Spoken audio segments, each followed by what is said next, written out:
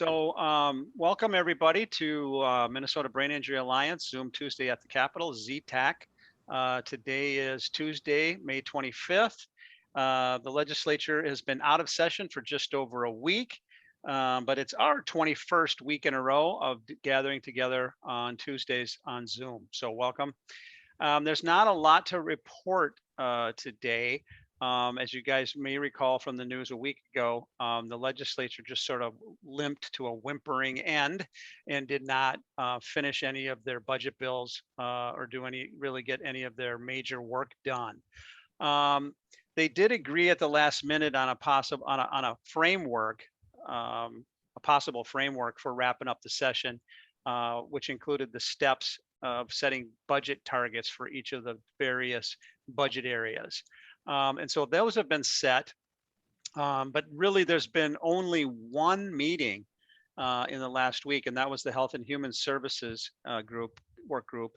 And they met to get a presentation yesterday from the Department of Human Services regarding what things that the state is either currently doing or is under consideration for doing that's eligible for the extra federal dollars that are coming to Minnesota. One of the keys to figuring out the budget is to figure out how to allocate and where to allocate federal dollars coming to Minnesota through the various American Rescue Plans and other political activity that Congress took to send money to the states. So I guess it's good that there was one meeting, but that's publicly one meeting. But that was because there's a huge pile of money and people wanted to have a meeting to figure out how to what are the options for spending it. So if that's the only thing that gets them to come out in the public is to gather around a big pile of money, I suppose that's a good thing. But most of the assumptions are that there's still plenty of meetings going on behind closed doors within these various groups. I don't think it's a very it's not a very I don't know if it's my opinion. I think it's a fact. It's not transparent at all. Nobody really knows because they're not doing any of this stuff in public. Now, they never truly really negotiate all the finer points of the deals in public because, that's no way to get anything done. You have to have a certain amount of trust and respect with the people you're negotiating with. But typically, we get a little more than this complete radio silence in terms of what's going on. So that's what's happening, which isn't much. Let me give you just a quick update on what the process is, because there's a lot of confusion on this, and I won't get too wonky on it. But because the legislative session is adjourned and it cannot reconvene in regular session until 2022, all the bills, all the committees, all the official actions are pretty much frozen until then. What the legislature can do is come into what's called a special session, and only the governor can call a special session. The legislature can't call themselves into session. Only the governor can do it. And typically, when we get to these budget impasses, the governor will call a special session once there's a final agreement between the governor, the House, and the Senate on what those budget bills are going to look like. And that's what we're waiting to see happen. It's complicated a little bit. COVID's complicated everything. Maybe a little bit, way too generous. COVID's complicated a lot, but the process is complicated by COVID because the governor has the authority to declare a state of emergency, but it only lasts for 30 days. And so for the last year, he's been renewing that emergency every 30 days. And if the legislature is not in session, the law says he has to call them back into special session if he renews that emergency.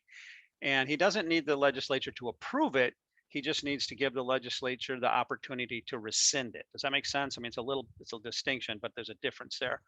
And everybody expects that he is going to renew the public health emergency when it expires next, which is set for June 14th. So we think they're coming back on June 14th. The budget itself expires on June 30th. So July 1st, if they don't have a deal by July 1st, then the government will shut down. Now we've had shut down twice, I think, in the last 10 years. You guys might recall, and there was actually a court case that has happened since then that's kind of thrown the whole question: can a judge actually give the state authority to spend money on critical services? We don't know how that's going to turn out. But at any rate, what I'm trying to say is there is a pretty hard deadline of June 30th that they got to get this worked out. Now, since they're really can't officially meet in conference committees, because those are dead. Everything is pretty much dead. You can only call a special session. Well, dead's the wrong word. It's suspended. They can't meet again officially in session until 2022. So everything has to be done in a special session, and those are only just one-time deals. And so what they've decided to do is to turn all of the conference committees into working groups. And so these working groups, they look exactly like a conference committee. They act exactly like a conference committee. They quack like a duck, but they actually are not conference committees. They're working groups. And their job is to develop bills then to present to the leaders. And then the leaders will have to approve these bills. It says right in their agreement. And if they approve them, then they will do the next one. If they get them all approved, then they'll call a special session. So long and short of it is all this is going on behind closed doors. All this is going on in, with a handful of people making all the big critical decisions about our state budget. And it's happening without any real visibility for the public. I mean, we will see these bills. They can't pass them without bringing them out into the light of day. But typically at that point, when you see them is when they've already made their agreements, and there's not a heck of a lot you can do about it. So at any rate, I guess for geeks, it's not a conference committee, it's a work group. It's not regular session, it's special session. It's not the ongoing bills that we've had before, because everything starts from scratch because it's a special session, but they make an agreement to start with what the bills are that are sitting in conference committee, to give that working group the authority as if it was a conference committee. But ultimately, Governor Walz, Speaker Hortman, and Majority Leader Gazelka, the three of those people will decide. We'll have to agree on everything before they'll call that special session. So will they do that before the public health emergency expires? I don't, your guess is as good as mine, but these politicians rarely do things ahead of time. I don't know when the last time they did that was.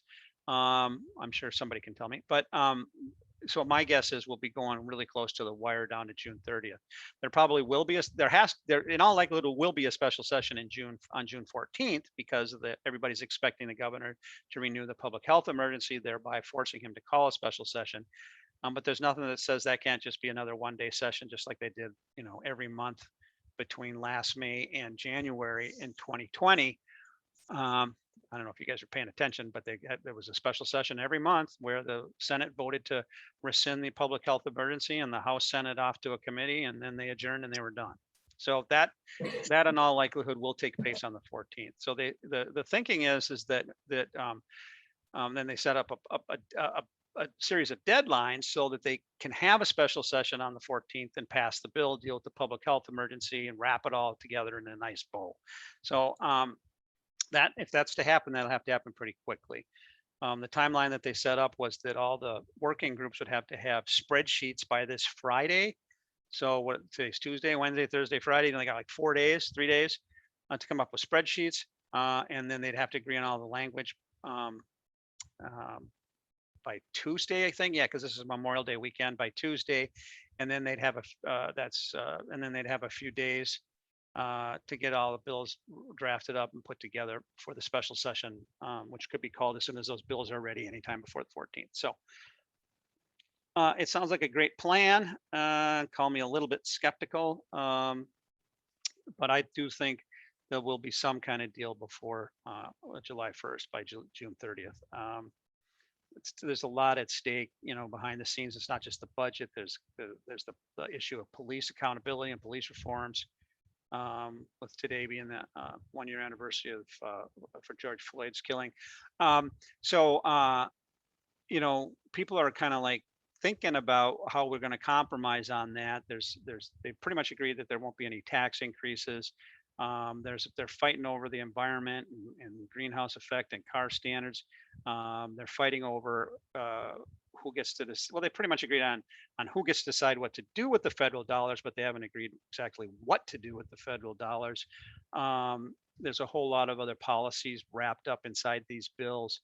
So there's an awful lot to get worked out. So at any rate, like I said, there's if people ask me what's going on, there's nothing going on publicly. So my only hope is that actual progress is being made on some of these things behind the scenes, and that it's always concerning that the views of the public aren't being considered at this point in the process. So at any rate, I could go on and on and on about government behind closed doors. But the fact is that, we do everything we can so that we're under consideration at this time of year.